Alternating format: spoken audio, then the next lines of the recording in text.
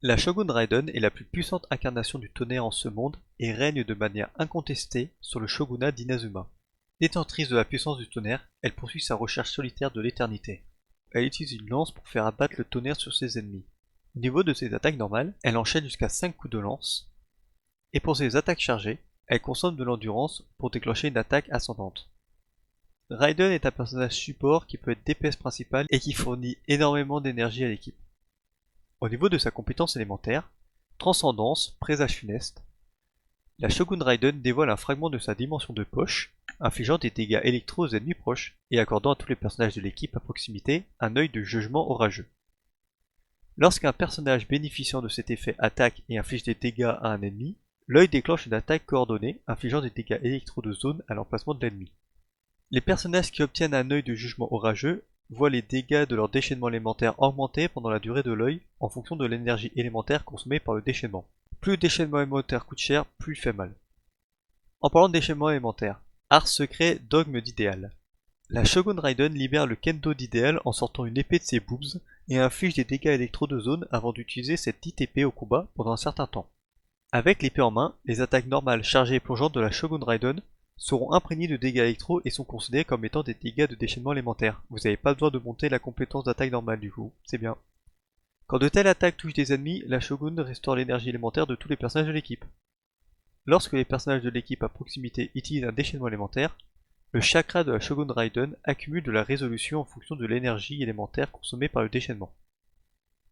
Les dégâts infligés par le déchaînement élémentaire de la Shogun augmentent selon le nombre de cumuls de chakras consommés en utilisant l'aptitude.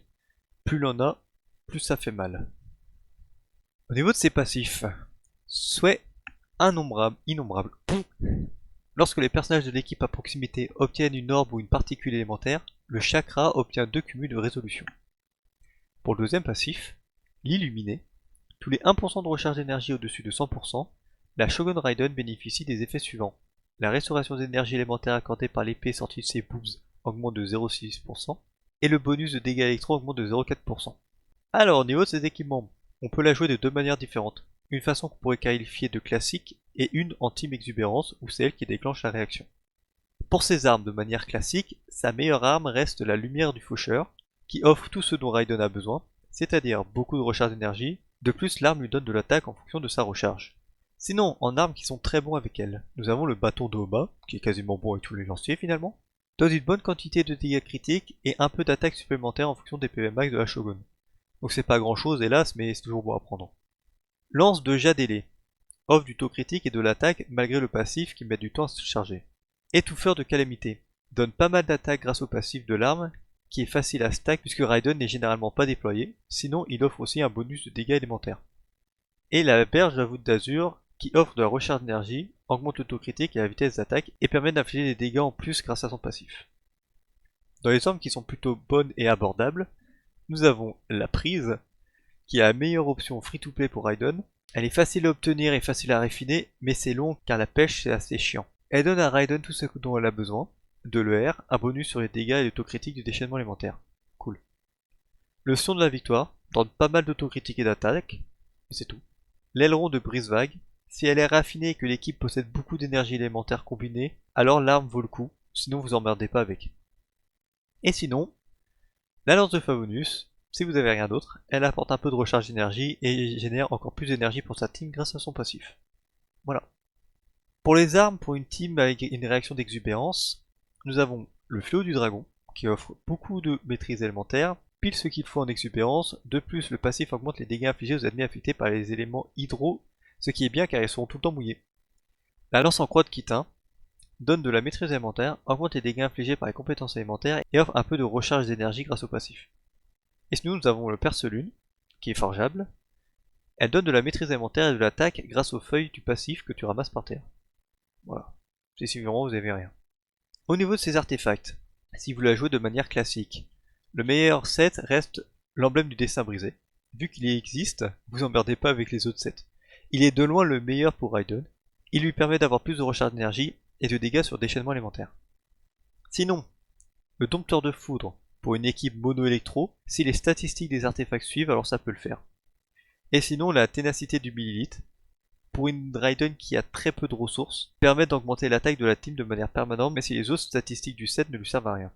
En termes des statistiques à avoir sur les différentes pièces, sur la fleur et la plume, il faut mieux privilégier le taux critique, dégâts critiques et la recharge d'énergie. Ensuite, si vous avez de l'attaque % et de la maîtrise élémentaire.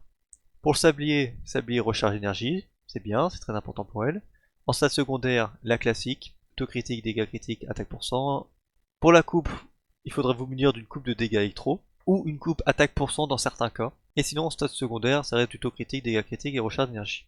Et pour le diadème, en stade principal, du taux critique ou des dégâts critiques en fonction de ce qui vous manque, et de la recharge d'énergie, l'attaque % en stade secondaire, ainsi qu'un peu de maîtrise élémentaire si vous avez. Sinon, pour une team exubérance, le cerf d'artefact rêve doré est vraiment bien. Il offre de la maîtrise élémentaire à gogo et de l'attaque aussi en fonction de la composition de votre team. Sinon, nous avons le souvenir de la forêt. Étant donné que les dégâts infligés par l'exubérance sont des dégâts dendro, le set permet de faire plus de dégâts grâce à la diminution de la résistance dendro infligée aux ennemis. Et sinon, nous avons le nouveau set, Fleur du paradis perdu. Il donne de la maîtrise élémentaire et augmente grandement les dégâts des réactions liées au fleurissement, exubérance et bourgeonnement. Donc c'est cool, ça pourrait servir à d'autres personnages aussi. Pour les statistiques à avoir avec ce type de gameplay, au niveau de la fleur et de la plume en stade secondaire, de la maîtrise élémentaire en priorité. Étant donné que les dégâts sont augmentés en fonction de la maîtrise élémentaire, tout ce qui est taux critique, dégâts critiques, attaque % n'est pas nécessaire, c'est toujours un plus, mais vous n'êtes pas obligé de vous emmerder avec ça. Sinon pour le sablier, la coupe et le diadème, c'est maîtrise élémentaire. Ensuite les sous-statistiques, de la recherche d'énergie toujours bien, et le reste, bon, c'est pas important, tant que vous avez de la maîtrise c'est bien. Au niveau de ces compositions d'équipe, nous avons une composition d'équipe où c'est Raiden qui va briller par ses dégâts. Donc nous avons pour elle un personnage électro, Sarah de préférence puisqu'elle booste énormément les dégâts de Raiden. Si vous n'avez pas Sarah ou pas assez de constellation sur Sarah parce que Sarah devient très intéressante à partir de la C6, sinon avant c'est bien mais pas top. Vous pouvez mettre Fischl, Miko ou Xingqiu afin de faire une réaction d'électrocution si vous aimez bien l'électrocution. Sinon en second personnage qui sera orienté pour le support de la team, vous pouvez mettre un personnage Anemo pour la dispersion, ou un personnage Anemo qui a un heal si vous manque du soin. Zhongli pour son magnifique shield. Un personnage électro si vous voulez jouer à 2 électros pour le confort de jeu. Ou un personnage pyro afin de déclencher des réactions de surcharge. C'est assez intéressant d'opter pour de la protection si le heal n'est pas terrible, mais je vous conseille quand même d'opter pour le dispersion Anemo afin de réduire la résistance élémentaire des ennemis, grâce au set de la verte chasseuse. Et pour le dernier personnage, le traditionnel Bennett que tu fourres partout.